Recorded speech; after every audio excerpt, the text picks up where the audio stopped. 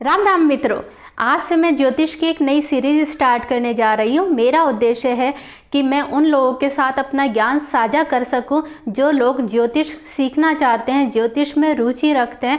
उन लोगों के साथ मैं बहुत ही आसान तरीके से ज्योतिष का अपना ज्ञान आप लोगों के साथ साझा करना चाहती हूँ, शेयर करना चाहती हूँ। जब आप लोग परेशान होते हैं तो अपनी कुंडली ले लेकर आप कभी पंडित जी के पास जाते हैं, कभी एस्ट्रोलॉजर के पास जाते हैं, कभी आपकी प्रॉब्लम का सॉल्यूशन मिल जाता है, कभी नहीं मिल पाता है। तो मेरा उद्देश्य यही है कि आप खुद ही अपनी कुंडली का अध्ययन कर सकें और अपनी प्रॉब्लम खुद ही दूर कर सकें। तो आइए स्टार्ट करते हैं, ज्योतिष के बारे में जानकारी स्टार्ट करते हैं।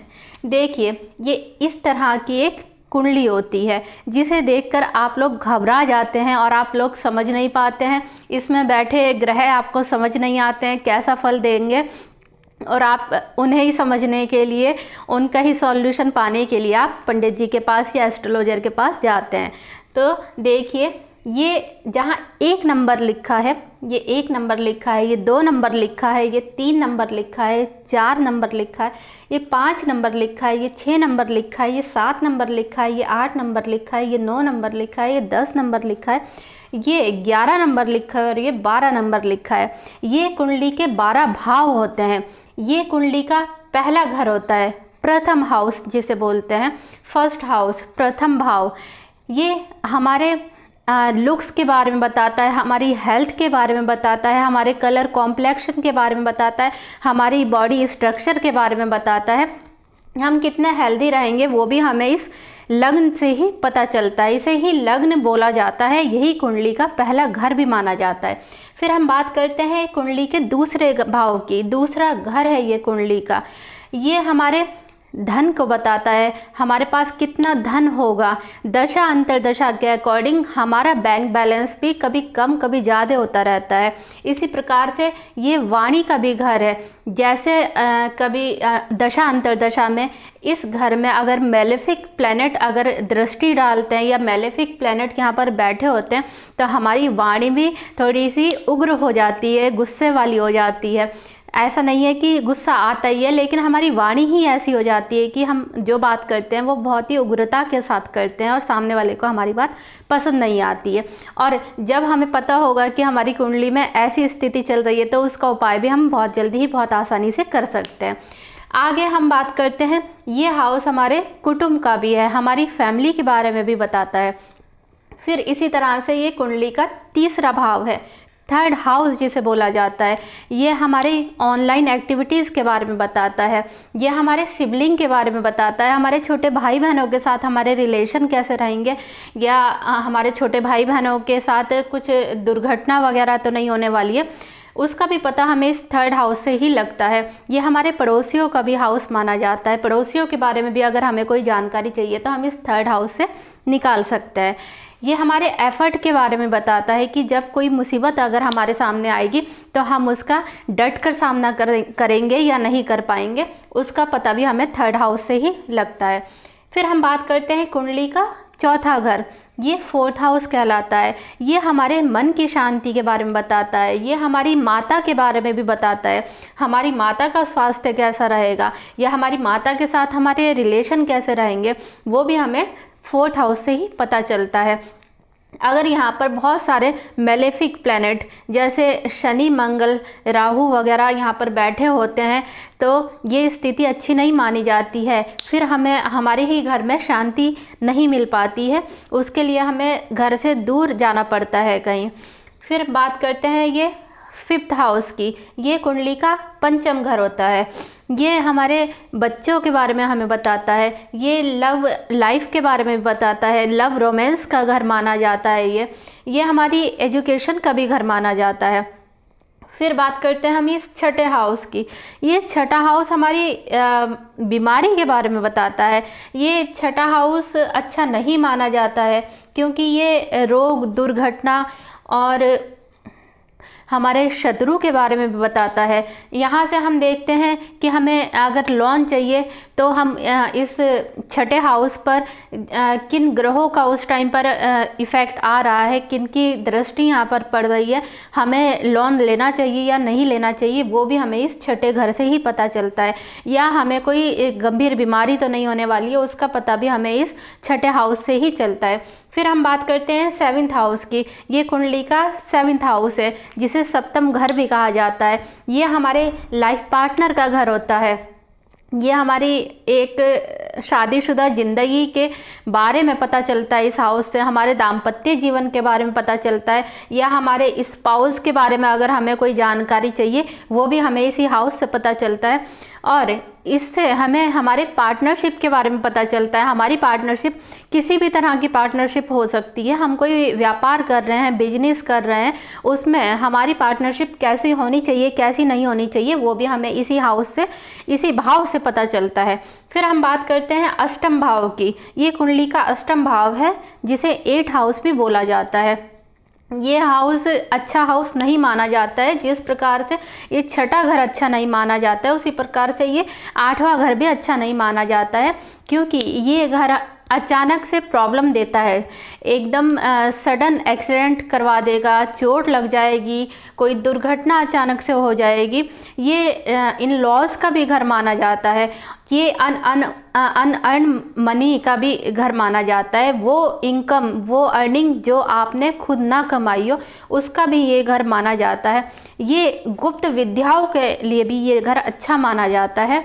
अगर आपको किसी तरह की गुप्त विद्याएं अगर आप हासिल करना चाहते हैं और आपकी दशा अंतर्दशा भी इस हाउस के फेवर में है, तो आपको उस टाइम पर गुप्त विद्याओं की प्राप्ति भी होती है।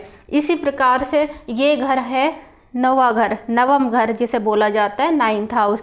ये हमारी हायर एजुकेशन के बारे में बताता है। ये हमारी जो प्राइमरी एजुकेशन है उसके बारे में इस घर से पता चलता है, और इस घर से हमारी हायर एजुकेशन के बारे में पता चलता है।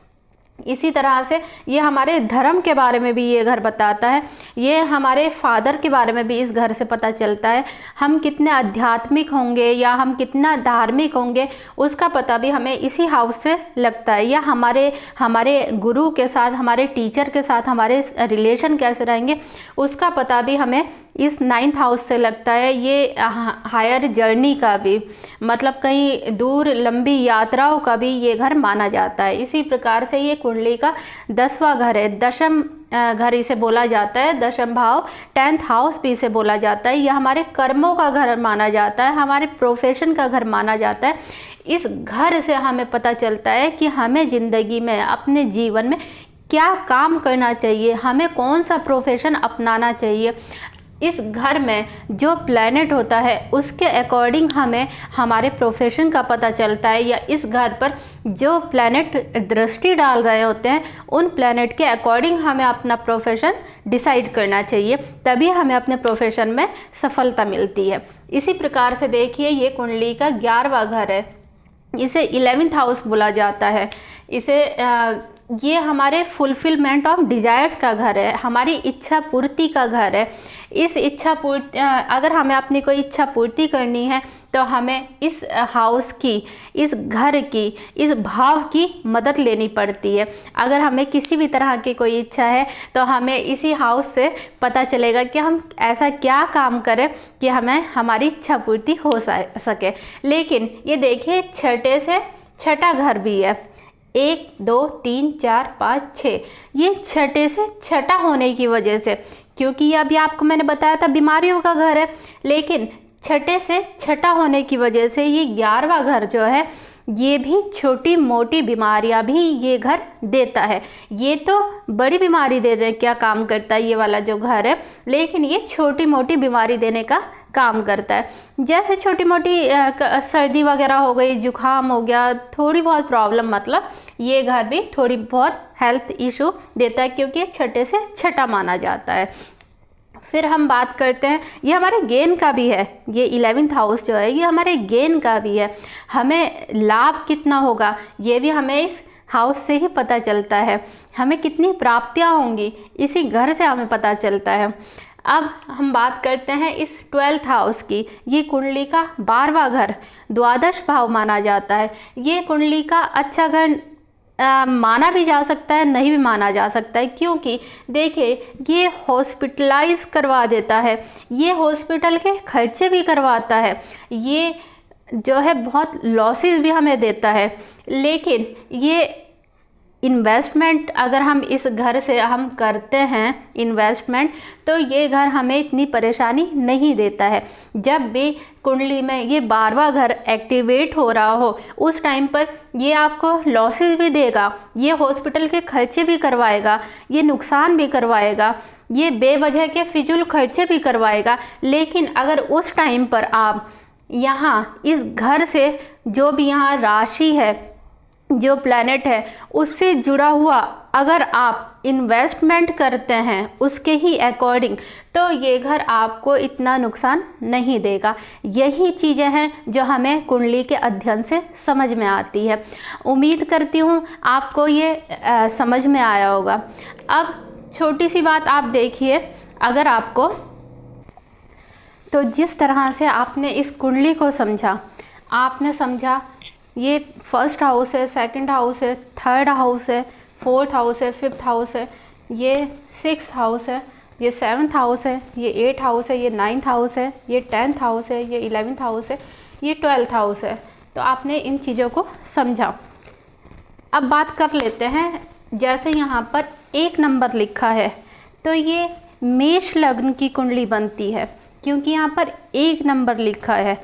अगर यहाँ पर 2 नंबर की कुंडली, यहाँ पर 2 नंबर लिखा होगा, कुंडली में यहाँ पर 2 नंबर लिखा होगा, तो उसी के अकॉर्डिंग यहाँ पर नंबर चेंज हो जाते हैं।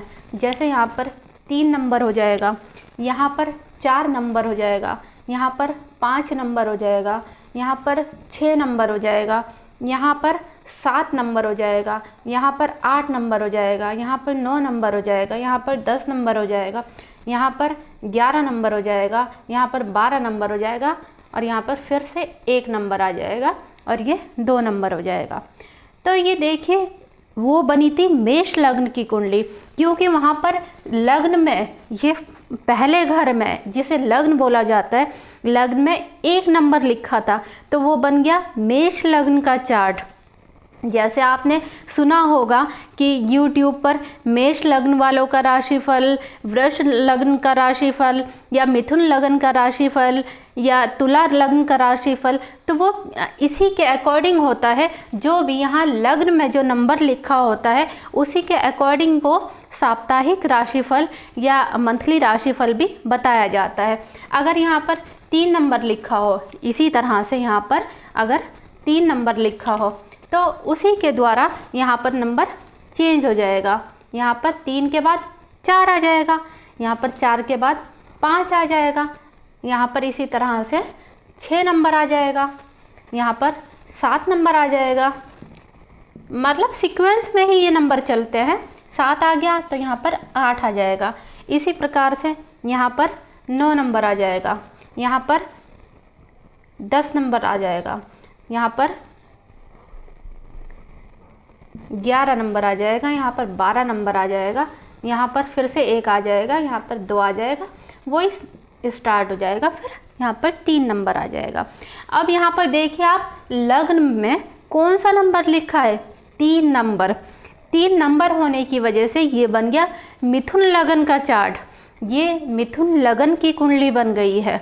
इसी प्रकार से अगर हम यहाँ पर कर देते हैं 4 नंबर, ठीक है, तो उसी के हिसाब से आप यहाँ पर समझ लीजिए, यहाँ पर 5 आ जाएगा, यहाँ पर फिर 6 आ जाएगा, यहाँ पर 7 आ जाएगा, यहाँ पर फिर से 8 नंबर आ जाएगा। ये देखिए यहाँ पर इसी प्रकार से ये 9 नंबर आ जाएगा,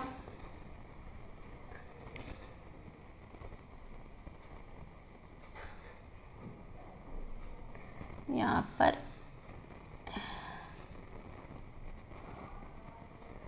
10 नंबर आ जाएगा, यहाँ पर फिर से 11 नंबर आ जाएगा, यहाँ पर फिर से 12 नंबर आ जाएगा, ये फिर 1 आ जाएगा, फिर 2 आ जाएगा, और फिर से यहाँ पर 3 आ जाएगा।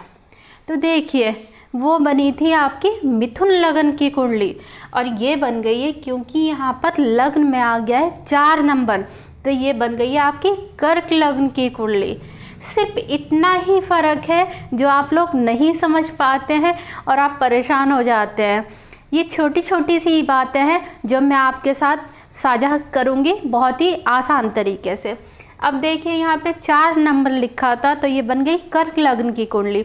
अगर इसी प्रकार से यहाँ पर 5 नंबर लिखा होता तो ये बन जाती सिंह लग्न की कुंडली, जिसे लियो भी बोला जाता है। अगर यहाँ पर 6 नंबर लिख दिया जाएगा तो क्या बन जाएगा, ये बन जाएगी कन्या लग्न की कुंडली।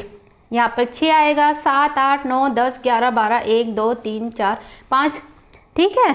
यहाँ पे 12th हाउस में 5 नंबर राशि आ जाएगी, तो ये बन गया कन्या लग्न का चार्ट, कन्या लग्न की कुंडली बन गई है।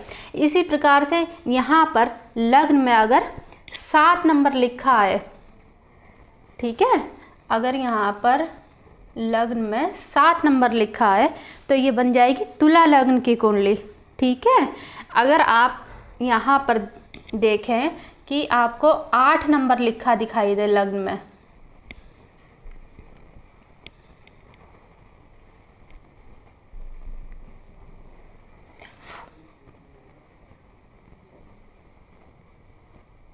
आठ नंबर अगर आपको लिखा दिखाई दे तो ये बन गई है आपकी वृश्चिक लग्न की कुंडली, जिसे इंग्लिश में बोला जाता है स्कॉर्पियो एसेंडेंट, ठीक है। अब इसी प्रकार से अगर यहाँ पर लग्न में आप देखें आपको 9 नंबर लिखा दिखाई दे, ठीक है, तो आप समझ जाइए कि धनु लग्न की कुंडली बन गई है, धनु लग्न का ये चार्ट बन गया है। सिर्फ आपको फोकस जो करना है इस लग्न पर ही करना है कि लग्न में आपके कौन सी राशि बैठी हुई है, उसी के अकॉर्डिंग आपका जो चार्ट है वो डिसाइड होता है।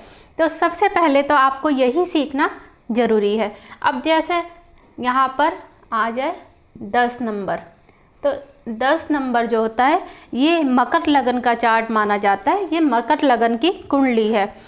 अगर यहाँ पर आपकी कुंडली में 10 नंबर लिखा है तो आप मकर लगन के व्यक्ति कहलाएंगे। इसी प्रकार से अगर यहाँ पर 11 नंबर लिखा है तो ये बन गया है कुंभ लग्न का चार्ट, ठीक है। तो अगर आपकी कुंडली में यहाँ पर 11 नंबर लिखा है, यहाँ पर 11 होगा तो यहाँ पर 12 होगा, 12, 1, 2, 3, 4, 5, 6, 7, 8, 9, 10, 11, ये इसी क्रम में ये नंबर चलते रहते हैं। अगर यहाँ पर 11 नंबर लिखा है तो आप जो है कुंभ लग्न के व्यक्ति कहलाएंगे। अब लास्ट आता है 12 नंबर। 12 नंबर अगर यहाँ पर लिखा होगा तो ये मीन लगन की कुंडली बन जाती है। यहाँ पर 12 होगा तो यहाँ पर 1, 2, 3, 4, 5, 6, 7, 8, 9, 10, 11, 12, तो ये बन गया है ये बन गया है मीन लगन का चार्ट, ये मीन लगन की कुंडली बन गई है। तो आई होप आपको ये समझ आया होगा। अपनी तरफ से मैंने बहुत ही आसान तरीके से आपको समझाने की कोशिश करी है। कोई नहीं, आप धीरे धीरे आप समझ भी जाएंगे। अब अगर हमने इसे रब कर दिया,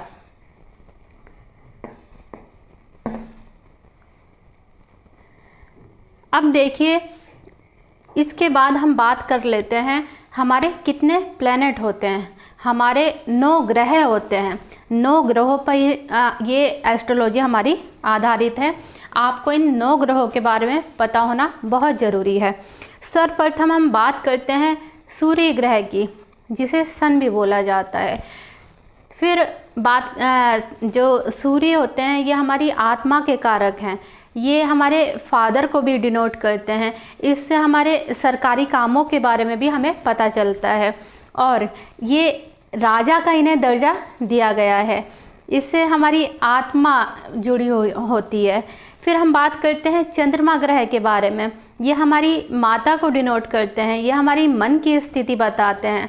ये बहुत ही फास्ट मूविंग प्लैनेट माने जाते हैं, इसलिए चंद्रमा की पोजीशन चार्ट में जैसी भी होगी वो स्थिति बताती है कि आपके मन में कितनी उथल पुथल चल रही है। फिर हम बात करते हैं गुरु ग्रह की। गुरु ग्रह से हमें अपने ज्ञान के बारे में पता चलता है। गुरु ग्रह से हमें अपने टीचर के साथ हमारे संबंध कैसे हैं वो भी हमें पता चलता है। फिर हम बात करते हैं बुध ग्रह की। बुध ग्रह से हमें हमारी नॉलेज के बारे में पता चलता है, हमारी एजुकेशन के बारे में पता चलता है, हमारे बच्चों के बारे में पता चलता है। फिर हम बात करते हैं शुक्र ग्रह की, जिसे वीनस भी बोला जाता है। शुक्र ग्रह से हमें हमारे स्पाउस के बारे में, हमें हमारे जीवन साथी के बारे में पता चलता है। हमारे अपोजिट सेक्स के साथ में, मतलब विपरीत लिंगियों के साथ में हमारे कैसे संबंध हमारे रहेंगे उसके बारे में हमें पता चलता है। और शुक्र से ही हमें पता चलता है हमारे पास कितना धन रहने वाला है, हमें कितनी लग्जरी मिलने वाली है, हमारे प्रेम संबंध कितने मजबूत होंगे, या हमें प्रेम में कितनी सफलता मिलेगी, ये भी हमें शुक्र ग्रह के द्वारा ही पता चलता है। फिर हम बात करते हैं शनि ग्रह से, शनि ग्रह की। शनि ग्रह से हमें पता चलता है कि हमें क्या कर्म करना है ज़िंदगी में।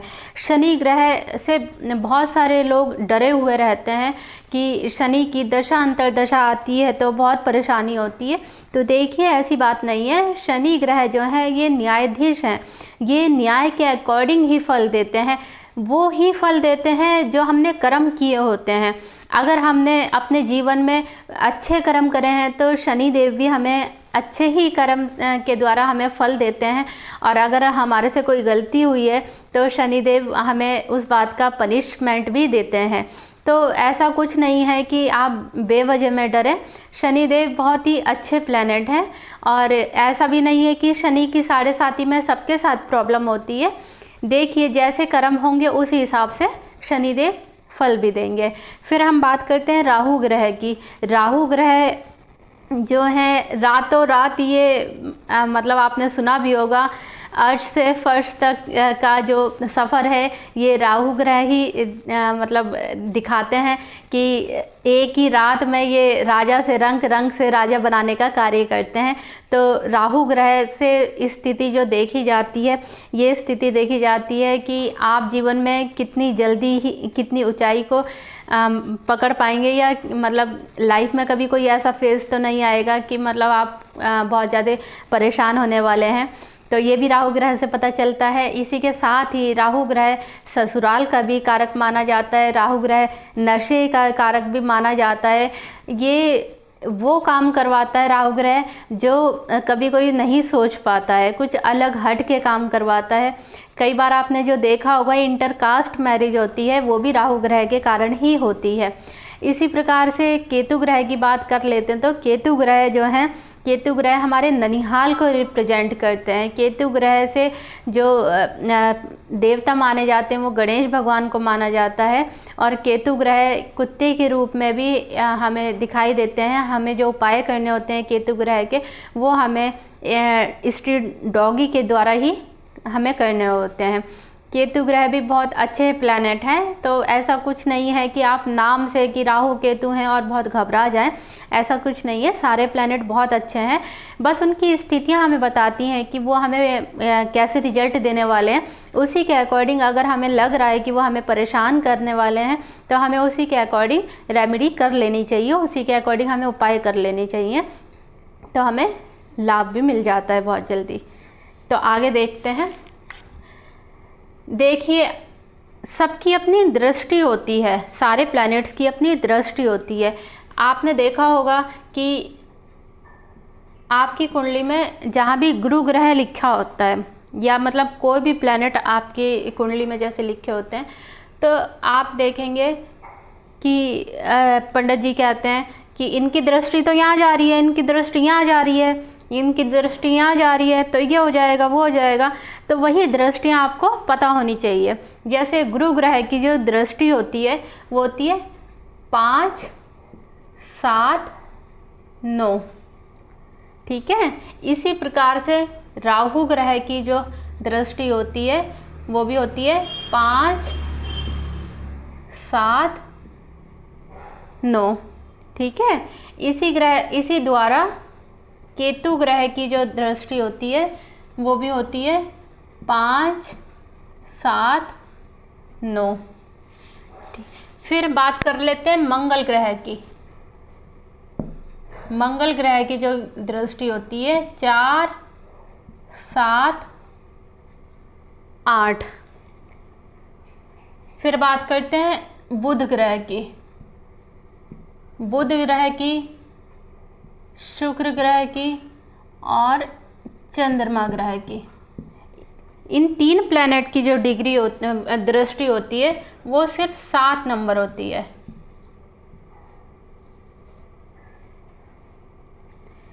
ठीक है, आप चाहें तो इसे नोट कर सकते हैं। फिर क्या बचा है, सूर्य की। सूर्य की भी जो दृष्टि मानी जाती है 7 नंबर ही मानी जाती है।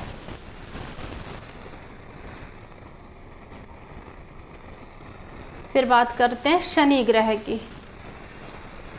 शनि ग्रह की जो दृष्टि होती है 3, 7, 10। ये दृष्टि होती है शनि देव की। ठीक है, तो आप चाहे तो आप इसे नोट कर लीजिए। कल हम इसे ही आगे बढ़ाएंगे इसी सीरीज़ को, और आपको प्लैनेट्स के बारे में और थोड़ा सा ज्ञान देंगे।